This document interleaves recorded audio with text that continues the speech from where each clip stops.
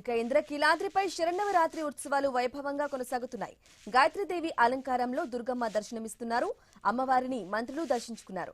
ఆలయంలో భక్తుల దర్శనానికి అన్ని రకాల ఏర్పాట్లు చేశామంటున్న మంత్రి సవితతో మా correspondent Kanthi face to face.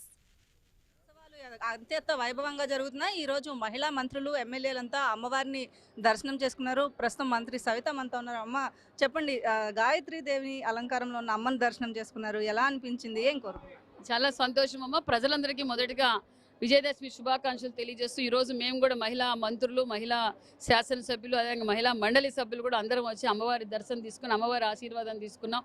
మాకు కూడా ఏదైతే చంద్రబాబు నాయుడు గారు స్త్రీశక్తి ఎలా ఉండాలి, స్త్రీశక్తి ఏ విధంగా ఉండాలి, మరి అమ్మవారి గారిని చూస్తేనే మాకు ధైర్యం, అదే స్ఫూర్తి చంద్రబాబు నాయుడు గారి దగ్గర నుంచి కూడా మాకు వచ్చింది.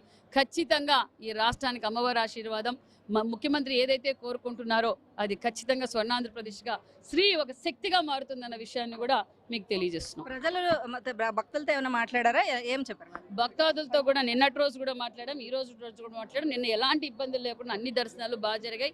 అన్ని అకామిడేషన్ ప్రసాదాలు కావచ్చు, అదేవిధంగా మరి వాటర్ కావచ్చు, మెడికల్ కావచ్చు, ఎక్కడే కానీ ఎక్కడ ఇబ్బంది కాకుండా, ట్రాఫిక్ కూడా ఎలాంటి జామ్ లేకుండా ఎక్కడికక్కడ కింద కంట్రోల్ రూమ్ ఉంది. కంట్రోల్ రూమ్లో సుమారుగా 500 సీసీ కెమెరాలు పెట్టి, డ్రోన్ కెమెరాస్ పెట్టి, ఎక్కడ ఎలాంటి భక్తాదులకి ఇంకా లక్షల మంది వచ్చినా భక్తాదులకి ఎలాంటి ఇబ్బంది లేకుండా అన్ని సౌకర్యాలు చూశారు.